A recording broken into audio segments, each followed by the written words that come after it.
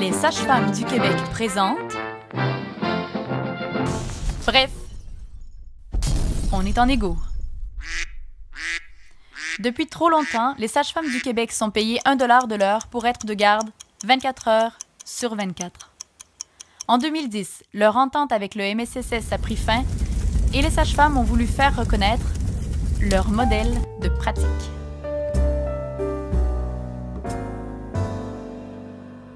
Bref, elles sont en négociation. Les sages-femmes du Québec font les suivis de grossesse, les prélèvements sanguins, les prescriptions, les accouchements,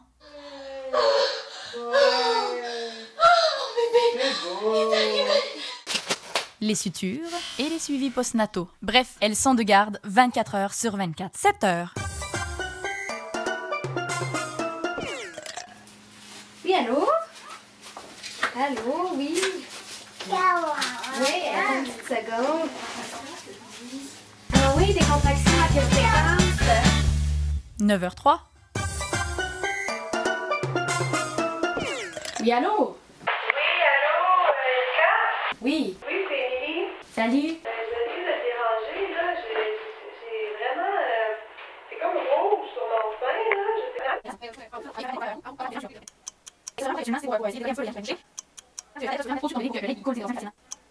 Bon, ben, rappelle-moi. Je suis un peu... Bref, ce n'est pas toujours simple. 11h45.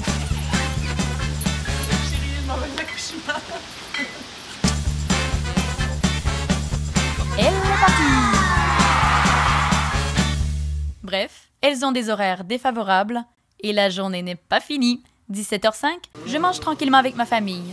Je ne sais pas pourquoi, mais je pense que je pourrais te rappeler.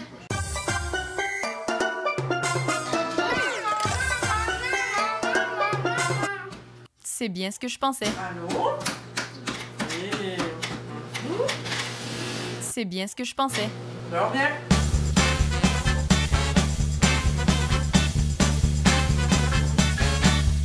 Bref, fausse alerte. La cliente pensait avoir rompu ses membranes, mais elle avait simplement perdu son bouchon muqueux. Mon quoi? Oui, son bouchon muqueux est la matière visqueuse qui ressemble à un blanc d'œuf. Non, pas un blanc d'œuf cuit, un blanc d'œuf cru. 2h07. Allô? Une autre cliente a des contractions. Je l'évalue, elle est en latence, je me recouche. 2h23. Je ne dors toujours pas.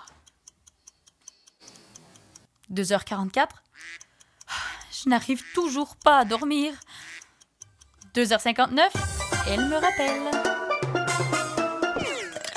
Allô? Elle a pris un bain, les contractions sont plus fortes. Je dois l'évaluer. Je vais la rejoindre chez elle. C'est là qu'elle a choisi d'accoucher, comme plusieurs des femmes que je suis d'ailleurs. Je m'habille en vitesse et je quitte en essayant de ne réveiller personne. Oh, surtout ne réveiller personne. 3h31. J'arrive au domicile. La femme chante déjà. Je vais la saluer et j'évalue son travail. La femme et bébé vont bien. J'installe mon matériel en vitesse et je me rechange pour la xème fois aujourd'hui. Je me fais du café parce que la nuit peut être longue. Je l'amasse, je m'étire parce que j'ai des fourmis. Je les laisse ensemble, je les regarde, je les accompagne et je les trouve beaux. Bref, j'adore ce que je fais. Mais je n'ai pas de prime de nuit, moi. Ça va faire. Ça va faire. Et c'est là qu'elle me dit... J'appelle ma deuxième. 6h40.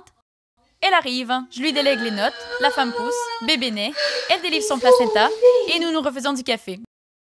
10h57. Après avoir effectué l'examen du nouveau-né, la suture, le premier lever, le nettoyage et le rangement de mon matériel, je donne rendez-vous aux parents pour le jour 1 et je quitte cet accouchement le cœur léger et crevé. Mais je vais quand même préparer la rencontre prénatale que je dois animer ce soir parce que, de toute façon, je n'arriverai pas à dormir avec tout ce café.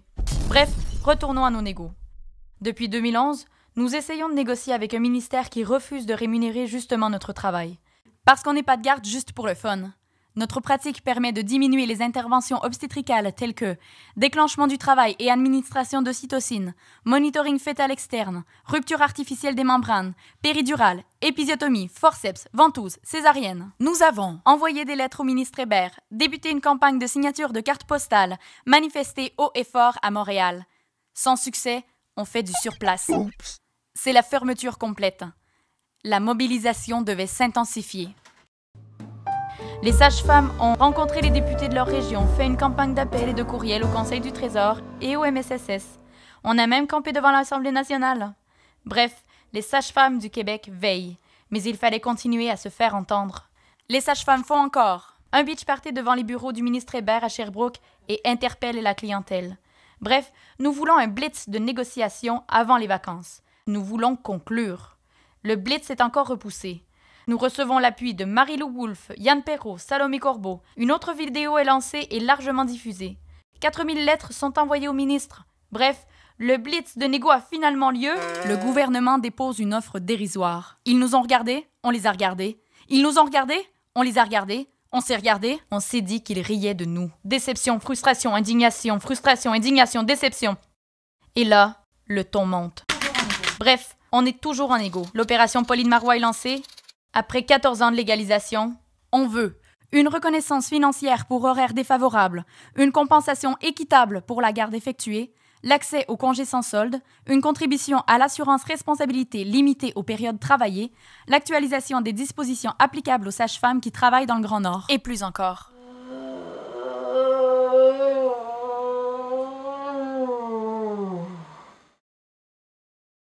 Ce serait peut-être temps que ça accouche, non?